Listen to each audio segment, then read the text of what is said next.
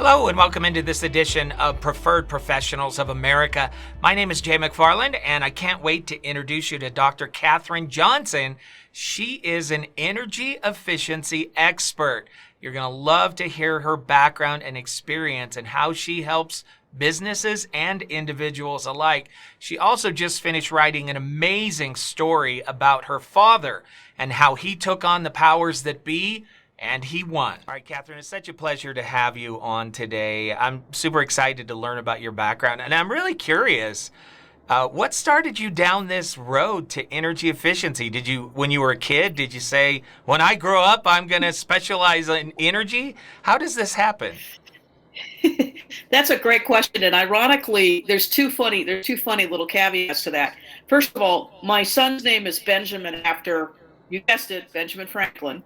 So I always had a fan of, who had discovered electricity. So I've been a huge fan of Ben Franklin, which helps now being in my business. And then the other interesting thing is my hometown. I grew up in a little town in Minnesota, and our mascot was actually the Ready Kilowatts, the little electrical guy. So it was sort of, and then I found out later in life that my grandfather, who was a county judge, actually was influential in bringing hydroelectric power to our tiny town in the 1920s when electricity was a very controversial thing. So unbeknownst to me, it was in my blood. So I did not know all those connections when I got into the industry, but I got into the industry right after I got my MBA. And it was a market research project that I was involved in for 2.5 years for a big utility in the Midwest. And I basically spent about 2,600 hours working on research studies for them, talking to every kind of customer you can imagine. And I sort of really, by the end of that 2.5-year project, really understood the nuts and bolts of how the electric companies work, some of their concerns, how they view their different layers of customers. And it was just a really immersive, I call it my second doctorate, actually. It was really an immersive experience. And we talked to customers of all types and customers from all backgrounds. And you really understand how the important role that electricity plays in everyday lives, whether it's for a manufacturing company or for a home. And this particular utility had pretty bad reliability in the winter. So the customers had such low expectations that they would say, we know there's going to be an outage. Can you just tell us how many days so we can have candles? So it was just a whole nother mindset of, wow, electricity is really important. And that's sort of where I got into it. And it is intriguing because if you don't have electricity, you really are back in the Middle Ages. And as we're seeing now, obviously, when we have power outages. So it became this really interesting, fascinating part of and I just got really, and then I realized, I love Ben Franklin. And then I had all these family ties. So it seemed like I was destined to do it. Yeah, it's a fascinating story. Right now we're in the middle of this crisis with Ukraine. We're seeing energy prices going up. And I noticed that when this happens, everybody becomes an expert suddenly, right? They Googled something and now they're an expert. You actually are an expert. And so I'm excited to actually get some, truth behind all of the politicization of this process. Right. Yeah. Well, so go ahead. Energy should be a non-part. I'm just saying energies, and what I promote and what I really work on in my world is energy efficiency, which we'll get to, I know. But in real life, energy efficiency should be a non-partisan issue. We should want to naturally have the best equipment, which happens to be energy efficient, and also use our resources wisely, which, how can you argue with that? It's a real common sense approach, but unfortunately, in our world, it becomes politicized, and that's bad. And you get people on both sides kind of taking it to the extremes. But it's actually just a smart way to do things. Yeah, and I think we get caught up in the wrong things. I mean, I hear us debating, whether or not climate change is man-made. I feel like we can skip past that conversation because we can all agree on other things that would impact that. So can we all agree on energy independence? I think we can. Can we all agree that renewable energy is a worthy goal, at least, right? And if we can focus on that common ground and get rid of the politics, maybe we'll get some things done. Right. I'm sort of energy agnostic when it comes to what is the source of the power, because we need it all. We need all of it, and we needed to use it responsibly. And obviously, it's funny in Europe, Electricity de France, which is the electric provider not only for France but also for parts of Italy. Electricity de France is 100% renewable, but it's 97% nuclear Mm. and 3% wind. So it's interesting how the Europeans are defining renewable as nuclear. And here in the United States, nuclear, until just about a couple months ago, nuclear was considered evil. And now we're thinking about, well, maybe we should go back to nuclear. But in Europe, they've been using nuclear energy for years and years successfully, and with no Chernobyls and no Japanese, So there are ways to do it very safely. And then they supplement it with wind. But, we also need to think about the wind doesn't always blow, the sun doesn't always shine, and the footprint for solar fields is very big. And one of the concerns is if you start putting in a lot of solar fields, it's going to affect the agricultural ability of the farmer. So are we going to trade food for energy? I think we need both. So it's a ripple effect in the economy. It takes about just as much energy to generate gas from corn as it does that the energy that corn produces to create the ethanol. So, Mm. it's kind of like, why are we giving all our corn to turn into gas when we could probably use it to feed people? Maybe it's a better use of our resources, and think another way to generate gas for our cars, or another place to get gas for our cars. So there's it's a lot of dynamics and interplay that happens in the industry, which I find fascinating. But there is no one right solution, and every jurisdiction is going to have to figure out what works for them. And I love, obviously we're all fans of solar or wind, but in real practicality, the wind doesn't blow.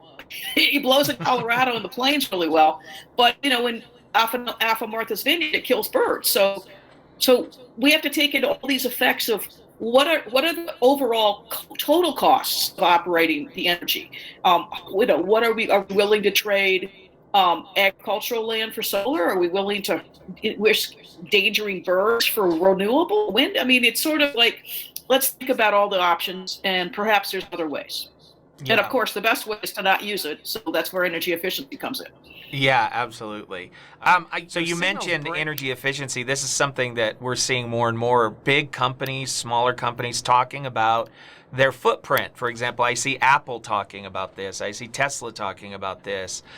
What is your involvement in this, and how do you think, or what are the trends in energy efficiency moving forward?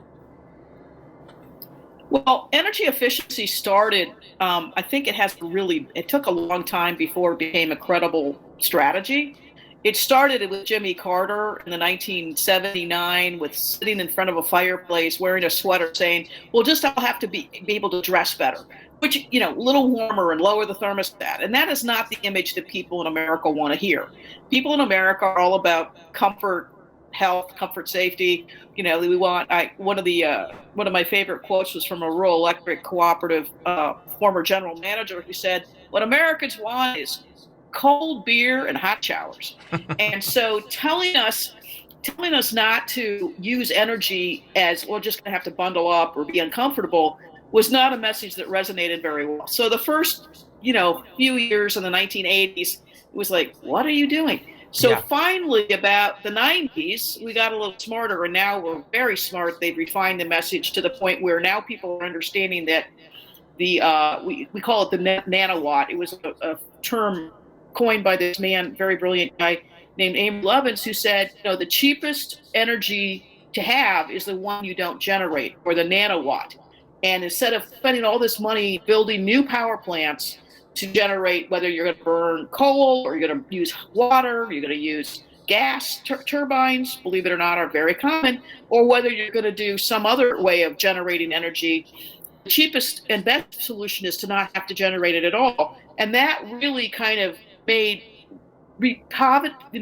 the question about what is energy efficiency and how is it really important. And that's the argument that the utilities have been using for a long time, and the commissions have been using for a long time, to say, hey, listen, we want these companies to use less energy because we don't want to have to keep permitting power plants, much less nuclear power plants. So let's encourage the utilities to do energy efficiency programs for both the residential, commercial, industrial, agricultural customers, and let's reward them for basically they're promoting a program that they're going to lose money. They're not selling their gas or electricity, which we have to give them some incentive to do that. But at the end of the day, we realize as a publicly regulated corporation or entity, they're taking greater into account. They're looking at the community as a whole. Electric utilities have a very unique position. They're monopolies. They wouldn't normally even be in business. Normally, we didn't have rural electrification until Franklin Roosevelt wondered why it cost 3 times to heat his vacation home in Warm Springs, Georgia, compared to his home in Hyde Park. And it was because Hyde Park had infrastructure. Thomas Edison was there. All the electric utilities were there. But when in Warm Springs, Georgia, rural America, you had to pay for it to come in. And that really sort of was literally his light bulb going off going, wow, so poor people in the South don't have electrification. We should do something about that. And that sort of created the whole notion that electricity should come to everyone. So, but energy efficiency is the next logical extension of that, because we want to not only use it, but we want to use it wisely. And so what I do is help utilities design programs or evaluate programs, or help public service commissions really assess whether or not these energy efficiency programs that they're promoting, whether it's smart, whether it's like light bulbs, or whether it's better insulation or it's better appliances like Energy Star, whatever the program is promoting, is it really well designed? Is it doing the job? And more fundamentally, are customers saving energy at the end? So utilities should be rewarded for what they're doing. That's fascinating. What do you find? Do they have common needs? Do they all kind of fit into the same mold, or does it vary based upon the industry or the type of business? The utilities are all. Every utility has its own culture. I can tell you that. My doctoral dissertation was actually on the operating culture of electric utilities, and it's different than any other type of business in America. I have an MBA, so I understood all the MBA stuff. I understood Wall Street and finance and all that stuff. And then I get to the electric utility industry, and I'm like, what? What do you mean you have a guaranteed rate of return? Can somebody please guarantee me a rate of return every year? I would love to be guaranteed an income. And the ironic thing is, most electric utilities don't even actually know how much it costs for them to generate that kilowatt hour or that kilowatt.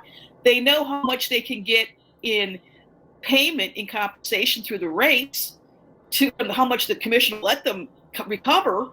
But is that really how much it is, or is it more, or is it less? So they optimize, obviously, generating that electricity at the most, best engineering way possible.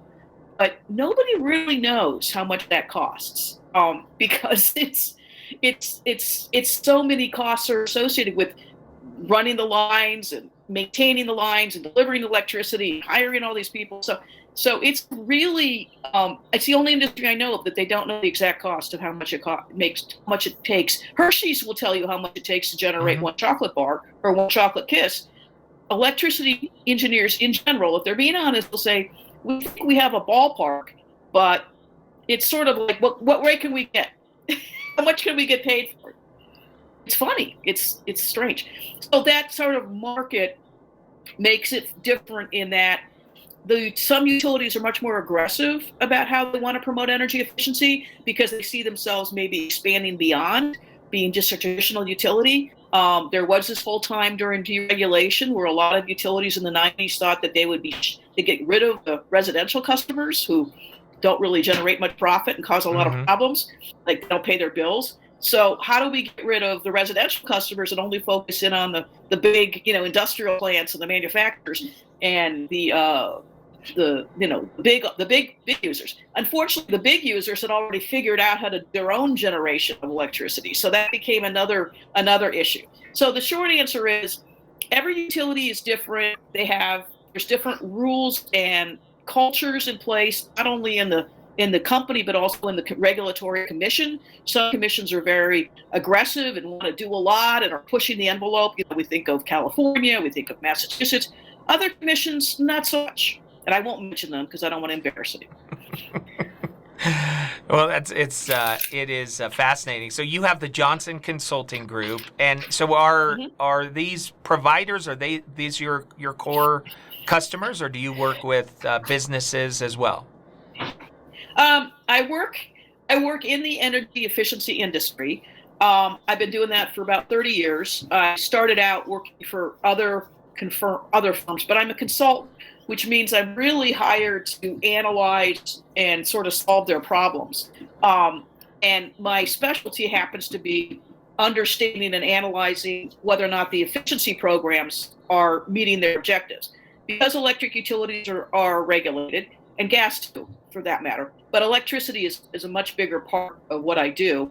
But because these utilities are regulated, and because they are getting ratepayer funds to launch a program, whether it's a rebate to go get free light bulbs or a rebate to lower the cost of an energy efficient boiler, the commission wants to make sure that that the program is right, that the technology is correct, that they're actually saving money. So they bring in people like me, who are called evaluators, who are basically consultants that come in and we do a combination of market research, analysis. Sometimes we do a lot of interviews. I talk to a lot of people. Sometimes I do some auditing. Sometimes I feel like I'm the IRS agent that they called in. People want to talk to me. But we're basically required by the commission to sort of conduct an independent review. So we're sort of like the independent folks telling them whether or not this is right. What I try to do is take away that approach of slapping people on the wrist to say, no. Every other company, every other industry does evaluation. They just don't have it mandated by a third party. If you think about Hershey's chocolate again, or McDonald's, or Procter & Gamble, I can tell you they will know exactly which marketing campaign worked and which shelf and which zip code. That's the evaluation. We don't get to that level, but we will tell you which light bulb sold in which Walmart shelf. So we can't do that. So the point is, evaluation is really a necessary element of running a successful business. But for the utility industry, because it's regulated, they have the commissions tell them to do evaluations. And we look at a lot of different things, not just how many products or how many widgets did they sell through the program or did they promote the program. But we also have a lot of other ways that the utilities may not get all the savings they want because there's something called free ridership. And I don't know if you're familiar with that.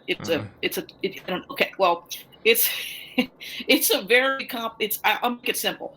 A free rider is someone who's going to do it anyway, and they took the rebate and they bought the equipment. So say you go into your local big box store and you want to buy a new washer and dryer. And you know what you want, you go in, you buy it, and then you find out after you buy it, oh, you can get $300 rebate from your utility company because it's Energy Star. Well, that utility company couldn't claim the savings from that washer and dryer because their rebate didn't influence your decision. You were a free rider. I got it. So they had to give the rebate away, but they don't get the savings. And so the commissions are always concerned about, well, did the program really make people who weren't going to do it before? So the other example is, suppose I come in and I have no idea what I want, and the salesman tells me, you're looking at a regular washer and dryer, but this one uses less energy, less water. You should do that. The salesman convinces me to buy the more expensive, and the rebate helps bring down the price. Then they're not a free rider, they're a participant, and we get to claim the savings. So the commissions are really concerned about how much did the program influence the decision-making of the participant.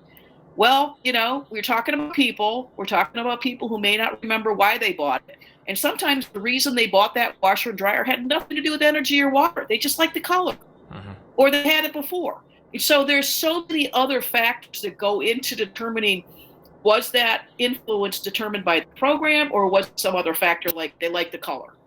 And that's what I do.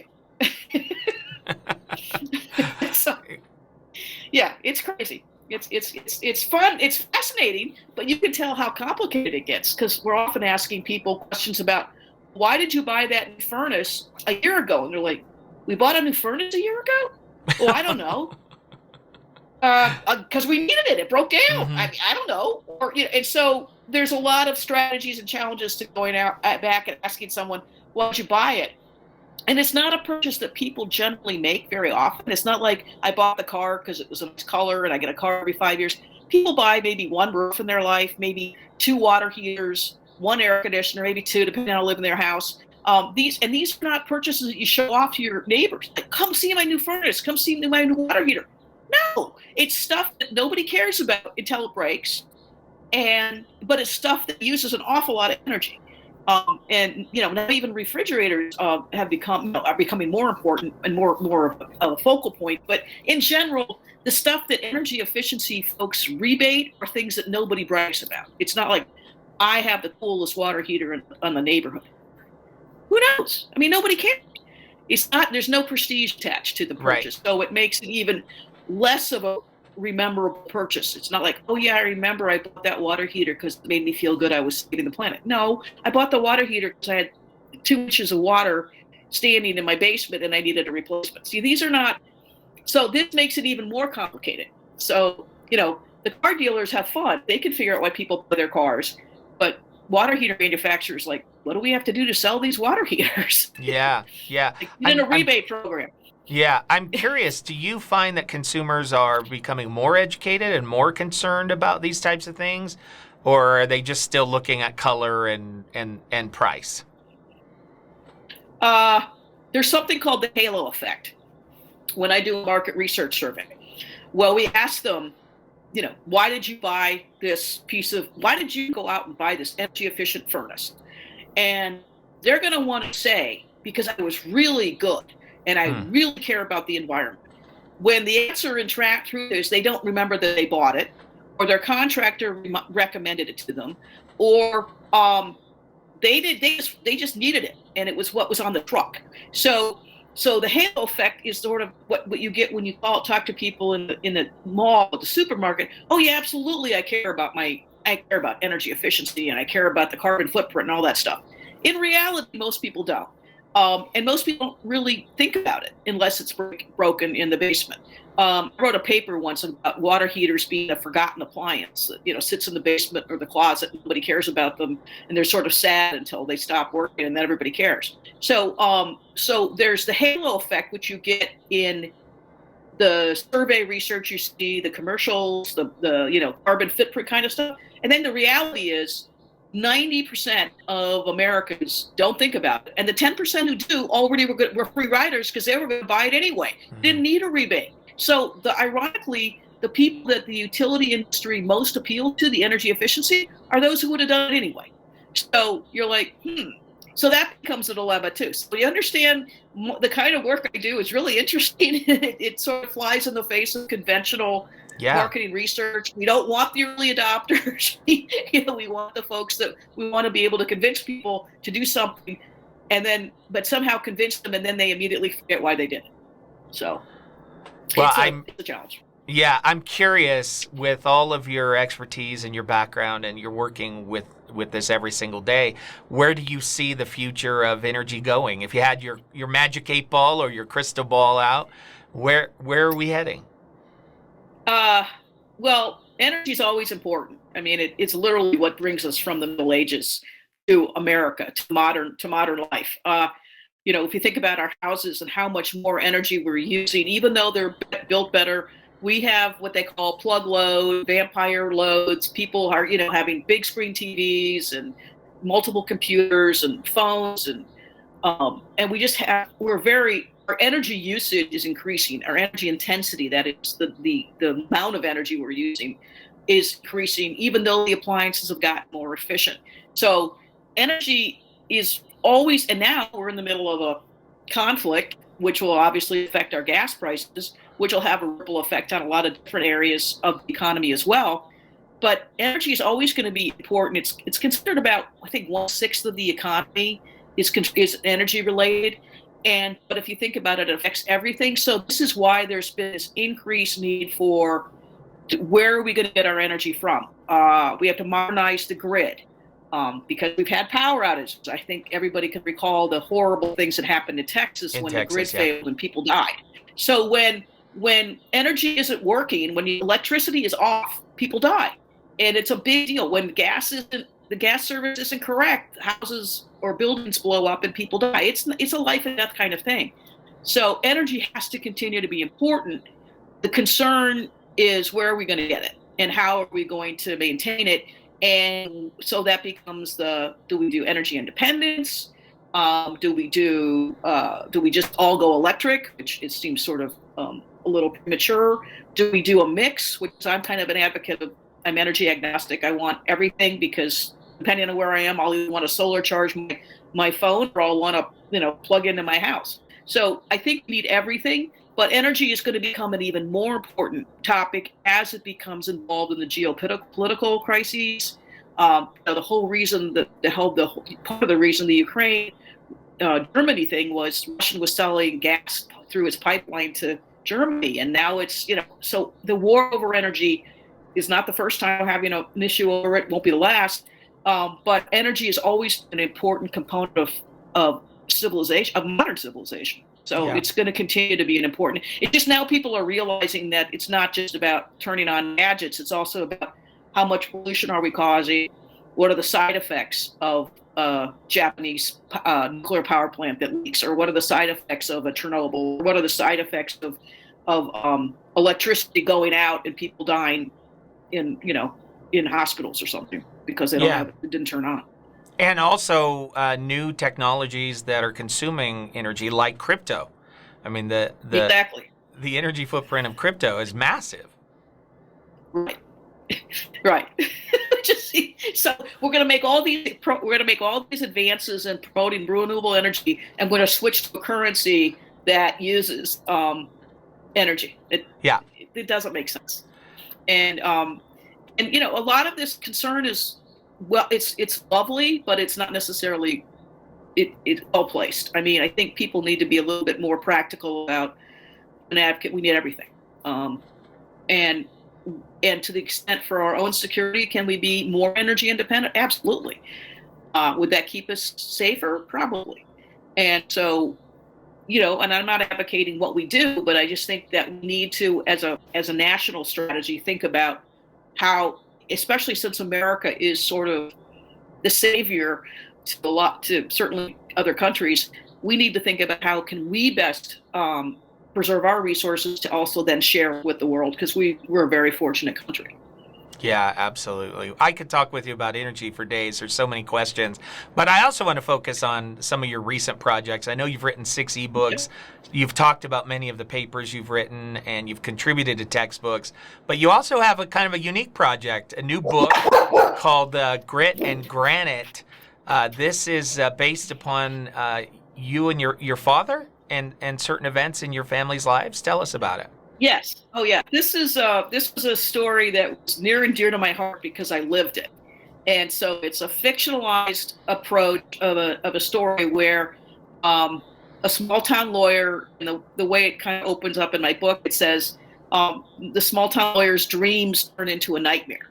He finally gets his dream job, finally gets to leave the confines of small town law, where he was, doing trivial things. I mean, law is important. He was a county attorney. There was a couple maybe speeding tickets, and there was maybe a murder trial or two once in a while, but it was a small town, and it was sort of, he wasn't as challenged as he wanted to be. And all of a sudden, this very wealthy industrialist comes in and offers him a chance to say, come to my home, because we're from the same hometown, come to the big city, run my foundation, and we could go ahead and we can do good things together. The foundation is hundreds of millions of dollars. And so this is my character and my dad's dream, to be able to do good in the world. I mean, can you imagine being in charge of helping to run a charitable foundation and making sure that the good people get the money that they need, and sort of taking the wealth that the guy had accumulated, and he wanted to give it away. And then all of a sudden he dies. And so the characters had just taken up this new job in the big city. He had just uprooted his family from this idyllic little hometown, little town that I grew up in. Perfect, Midwestern, very small, very wonderful little town. This was in the 60s, back when you didn't have to lock your door, and everybody knew everybody. And the particular characters the female character, his wife, was actually based on my mother, who never wanted to leave our little town. And so now he's stuck in the big city. His client has died. Now he wonders if he even has a job. Because what he found out was the minute his client died, all the people who pretended to be the philanthropist friends were on the board to support his mission. So no. We don't want the foundation controlling $300 million for our company of stock and everything. We don't want the foundation doing that. We want to do it. So we're going to steal the foundation away. And we're going to throw the widow out, or his widow out of the, out, take her money too, and basically say, we don't care what this guy wanted. We're going to do what's best for our company. So it's corporate greed. And that's really what we dealt with for years. Wow. So my character has to deal with the kind of the David and Goliath story of, how did I get myself in this situation? Am I even qualified to do this? And all of a sudden he's up against really smart corporate lawyers and corrupt judges and people that want to control the stock and the money, which is a big deal. And he goes home, and his wife is like, "Why did you get us into this? I want to go home. I don't want to be here anymore."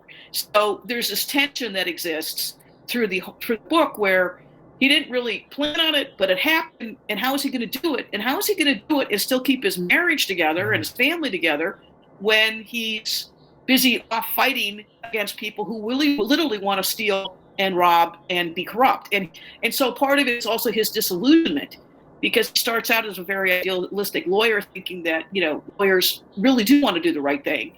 And he wanted to do the right thing for his client. And then he finds out how people are corrupt and how money is corrupt and how money corrupts you. And he was offered bribes. One of the people in real life was actually bribed and turned against the widow. So it's my childhood. Wow. That's way. Quite the experience. Yep. And we had phones were tapped, and wow. You had some. Yeah. They had quite a few little adventures. My dad and his partner. So the book is based on sort of that story of a small town lawyer getting in. Think, oh man, I'm really great. All of a sudden, what happened to me? And how am I gonna? And the world comes crashing down. And so the story is, how does he get out of this challenge? How does he save the widow's fortune? Because they wanted not only his money, they wanted her money too. I mean, they were evil people. And how do I resurrect and protect my family? Because at the end of the day, he was a great dad, and he somehow found time for my sister and me, despite all of these things that were going on, and the pressure of taking on one of the largest companies in America and trying to outsmart them when you're only two of you, and his partner. It was an amazing story. And I lived it. And then when I was older, I think in high school, I asked Dad for the transcripts of the trials, and I told him I wanted to write a book about it. And so he said one summer I spent all summer reading the transcripts of the book and I wrote the book, and then I put it aside because life happened, and then I went back to it a few years ago and made it much better. But it's the essence of the story. I gave it to Dad right for his 80th birthday, and he said, "Really glad you wrote the book. I can't read it. I loved it." Oh, yeah. Yeah. So it was hard enough the first time around. Yeah, absolutely. Absolutely. So it's called Grit and Granite. How do people get a copy of the book? It's on Amazon. It's also an audio book anywhere audiobooks are sold. It's also on you can order it directly from my website, which is www.kj/writes.com, WRITS.com. And it has won it's been a finalist in about 3 or 4 book contests. So it's not just me that thinks it's good. It's gotten some pretty good press in the trade, like it's self-published. But the people who read it, even people who don't know me, actually say it's a really good story. One of my favorite comments, I have a couple of fun comments. One of my people read it and said, "I was in the middle of reading it, and then I had to go to dinner. So I got out of dinner early to finish." And I'm like, "Really? The books can wait for you. You don't have to interrupt your dinner to finish my story." She goes, No, I was engaged. So it's a fairly fast-paced book. It moves pretty quickly. And then people say, I have a couple people that told me they read it and they could put it down, which is to me as a writer, like, really? That's good. I didn't know I did that. And then the other thing that was interesting is I had one of my friends who read it said to me, the hometown is called Rock Valley, and he goes, I want to go live in Rock Valley. I want to go live in your hometown. And I said, don't we all? But that Yeah. was the point, that I have created a world where, when's your next one? That's the other question I get. When's the next book? When's it coming out? And there will be a sequel. And because my dad's adventures didn't stop when he did the first when he did this, and he continued on to do more adventures, which involved us. And the next book is actually also based on a true story, but more about my dad and me in a kidnapping attempt. Well, it's exciting. It's exciting. Congratulations. Yeah, so I had a rather interesting childhood. What can I say? Yeah, absolutely. Now, you've also, over your career, I know you've received awards in the past, and you've also been named a preferred professional representing the energy sector. So congratulations on that. And can I ask, what does that award mean to you? Well, it's humbling. I mean, it's always gratifying to know that what I've done has made a difference. And it's it's nice to get awards. What I think actually makes me more gratified is I had some colleagues nominate me for an award in their industry, in my industry, and the letters of support they wrote blew me away. And I hadn't really ever realized that I'd been a mentor to people, or I had been a role model to women. I hadn't really thought about all that. I was just doing my job, and that I made a difference in some of the projects that I work in. I work a lot in Arkansas, where energy efficiency really does improve people's lives. And so this award's just sort of a kind of an affirmation that, yeah, you've done good. As my dad would say, you did well, kid. So that was sort of, my goal is to always do my best and make my father proud. And I know he'd be proud of me as a businesswoman. The reason I got a doctorate is because he told me to. And then he paid for it. So it's pretty nice. And it made a huge difference in my business. And he was so supportive that, I know that whatever recognition I get is just really a thank you back thanks for my parents for giving me the opportunities to be successful, and then using those opportunities, sharing, because you can't just keep it all to yourself. You have to give it back. Absolutely. Well, I just love your passion. I love your experience and hearing your life story and how you ended up in this particular field. I think it's a great story, and I really want to thank you for spending some time with us today. Thank you very much. Once again, I want to thank Dr. Katherine Johnson for joining us. I just love her expertise and her passion for energy efficiency. And I also can tell she's very excited for you to hear this story about her father. Thank you so much for joining us. Once again, my name is Jay McFarland, and this is Preferred Professionals of America.